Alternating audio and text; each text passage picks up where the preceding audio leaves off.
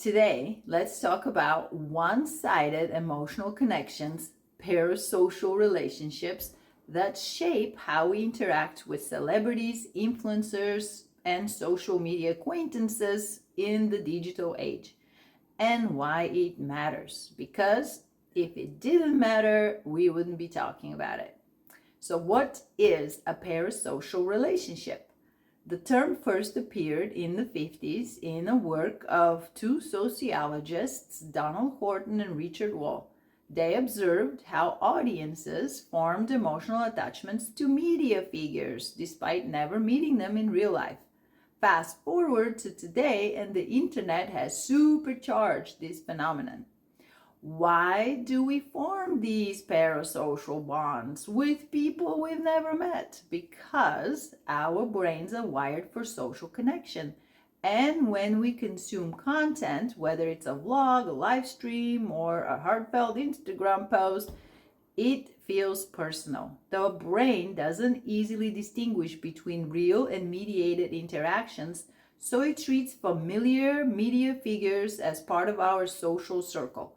We listen to people and watch their lives unfold in posts, and we start to feel like we're best friends. We relate, we sympathize, we even feel like the person understands us more than anyone else sometimes.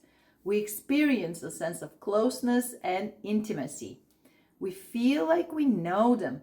And in today's social media environment, we can also interact with them. We can like and comment and message them. If they actually reply, we imagine it's them personally talking to us, when it could be their social media manager. On the positive side, though, because there is a positive side to one-sided relationships, studies show that it feels like companionship. It could boost self-esteem and even provide a sense of community. Many fans credit their favorite creators for helping them through tough times, inspiring them, and opening their eyes in some way. They might end up in communities online or offline with other fans and engage in positive discussions and charity initiatives, all driven by the public figures themselves.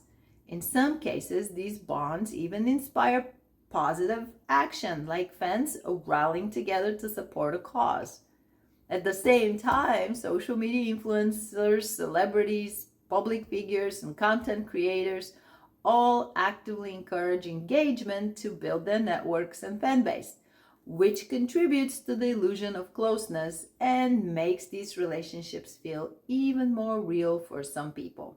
Speaking of which, like this video so you can see more of me. And if you subscribe, you'll get notified when I drop the next one. See how this goes?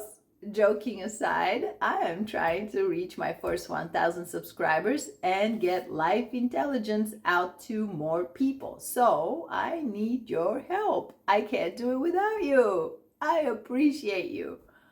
Back to the topic. Okay. The average person knows that despite how it feels, the public persona they admire knows nothing about them.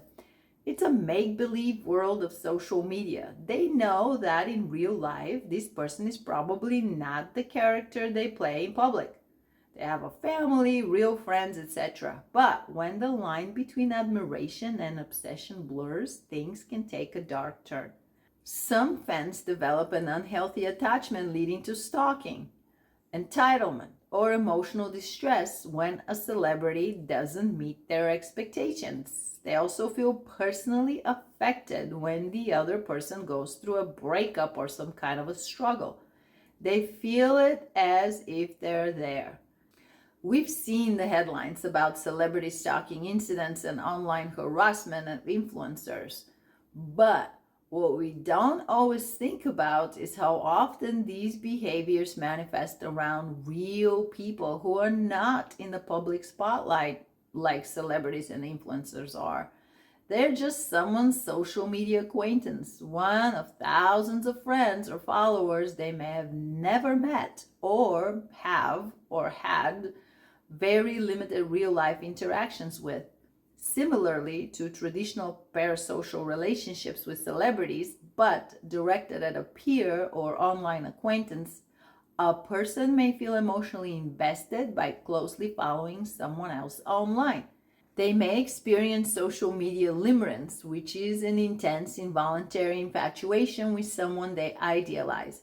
It could mean obsessively checking a person's posts, reading into their interactions, or feeling emotionally affected by them and what's going on in their lives. Or they could be in a digital infatuation state, fixating on the updates and posts and interactions with or without direct communication. Also, similar to traditional parasocial relationships with celebrities, voyeurism, infatuation, and admiration could turn into stalking the person, not just on social media, but in real life, and causing all sorts of problems for that person. With loneliness and social isolation, people are becoming ever more vulnerable to experiencing parasocial relationships, one-sided relationships. People who feel lonely or lack strong social connections in real life end up seeking emotional fulfillment from parasocial bonds. Social media and celebrity culture provide an illusion of friendship that feels low risk and non-demanding compared to real relationships. People who struggle with confidence or social interactions might find comfort in parasocial relationships where there's no fear of judgment or rejection. They feel a sense of belonging without the need for direct social skills or real life interactions. On top of these, engaging with media figures triggers dopamine release, creating feelings of pleasure, and this reinforces the behavior. Then the algorithm-driven platforms like YouTube and TikTok and Instagram feed the users more of what they engage with, which deepens the emotional attachment over time.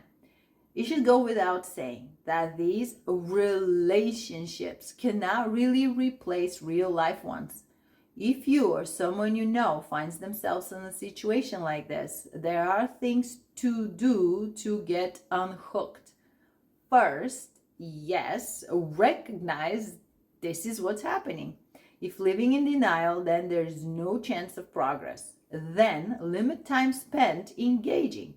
Diversify your interests and relationships beyond online presence. Try to make some real life friends. Join a club, a sports team, a cooking class, whatever. Just go out there among real people and befriend some of them who probably need you as much as you need them. If you already have real offline friends, go hang out with them more. Make more time to do more things with these people. Remember, the less you interact online with your person, the less the platform will push their content your way. So limit how much you watch and how you interact with content, so you won't have to fight yourself to pull away. If you start feeling entitled to that person's time and attention, or possessive or jealous, and in other ways disturbed and compelled to stalk them online or worse in real life, stop. Go see a professional. Work through this. Don't become a headline. What do you think of this whole thing? Drop a comment, share this with someone you think should hear it, and I'll see you next time. Thank you for watching. Remember to like and subscribe. I appreciate you.